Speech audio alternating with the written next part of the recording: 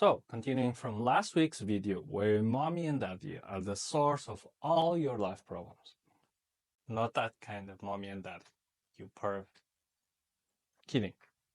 But it's best we start light because we will look at old wounds from your childhood in order to help you become depression free and move on to a new path in life, a better path. And why this is so important? Well, your childhood is where most of your self is made. Your likes, wants, and behaviors are formed at that stage. The problem here is that if you're like me, who comes from a very dysfunctional family, you acquire behaviors that aren't proper, which ruin your relationships and your life. Like projecting your childhood traumas into present relationships, making you overreact even if there's no reason to panic. And that is because your childhood trauma is so big and so unsolved that it makes you sabotage your relationships. And that leaves you stuck in this cycle, unable to move on, unable to acquire new behaviors, which also limits your potential. And if depression is an old behavior, you need to unburden yourself from past traumas first in order to have space to acquire new behaviors, new perspectives, a way out of this. So you don't come back to this depression ever again. Not you and not your future children. Because if you go through this now, that will help you be better for your children. It's a skill that older generations didn't have. And because healing from this, it's much like being with a child. Your younger self was the one who went through all the pain, which is the true face of all your anxieties and depression.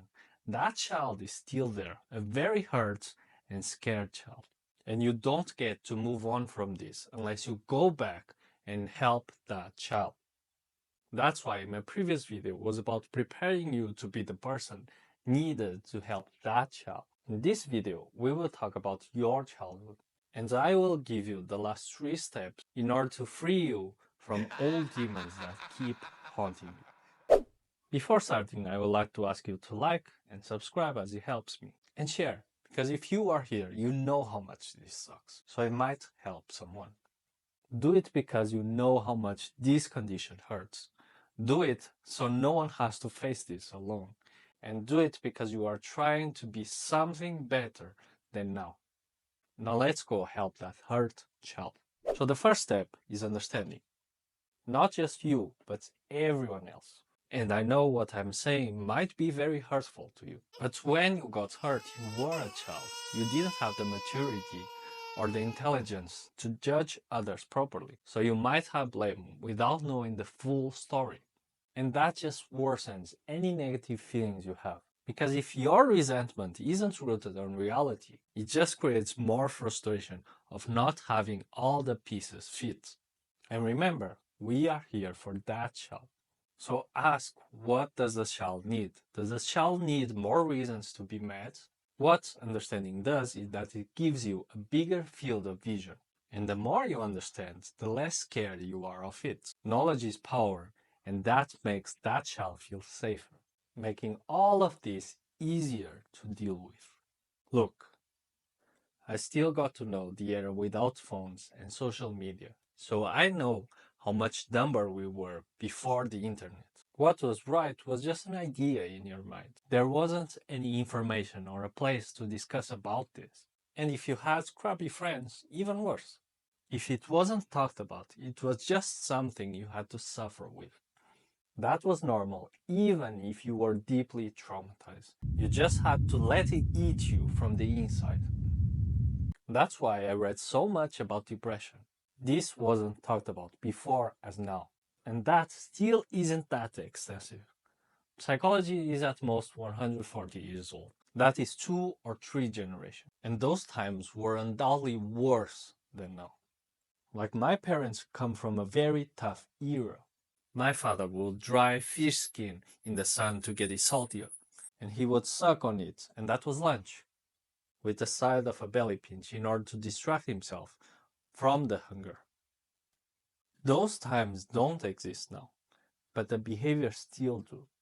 Like my uncle can have brand clothes, but he will still argue to get a $1 lettuce for cheaper. It's funny and embarrassing at the same time. But that's who your parents were. Just a couple of people who were hurt by their parents and only knew how to be parents from their own parents, which were no example to anyone, and didn't have the time to think about how their wounds would affect you. And they never questioned if their behaviors were right or wrong. So traumas, depression, and anxiety were just something you had to suffer with. And that led them to behave the way they did. Broken people without knowing that they are broken. And you being willing to tackle this already makes you better than them. But they aren't the monsters that hurt you, but just a couple of very ignorant and hurt people. So let me ask you this. Is it justified to keep hating them? People who don't know a thing. What does these feelings do for you in the future? And the key to calm those feelings is in the next step, which is acceptance. It doesn't hurt because your parents were evil, you know? It hurts because you keep waiting for them to change, and they won't change. You can't change something you have been doing for 20 or 30 years. Even harder if they are older. Their brain is literally set that way, so they can't behave any differently even if they know they are wrong. So they will keep being like this forever. But why keep allowing yourself to be waiting for something that will never change? Why allow yourself to get disappointed and hurt again and again? Every time you get mad about it, you are only hurting that child, which in turn makes your depression worse. So the only option becomes to lower your sword. Accept that your parents will always be like this, that they will keep saying nasty stuff and creating more conflict. Accept that you have no power over that. But you have control over caring about this or not.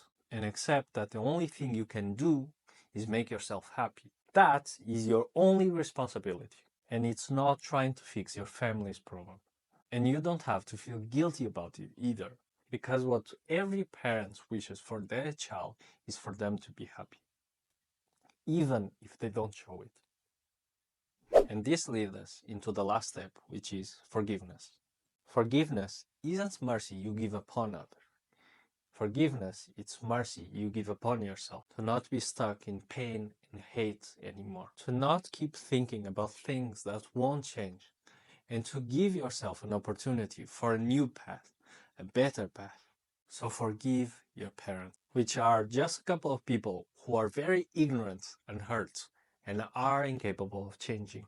Free that child from waiting for something that will never come. It's not worth it and you don't need it. Because coming back to the first step from this chapter, you are enough for yourself. You already proved it with action. You have yourself and you will do whatever is required to make you and that child happy. So let go of the feelings that keep you in this depression. Stop waiting for your parents to come rescue in any way. Allow them to rest. And also forgive yourself that you allowed hate and pain to eat you for so long. That you allowed that child to get hurt again and again. And forgive yourself that you didn't know how to do better for yourself. None of us do, really. That's why I made this, so you can at least have the key to open the door for a new life, to be freed from misery and pain. Life's too short for suffering. So step forward and go get your happiness.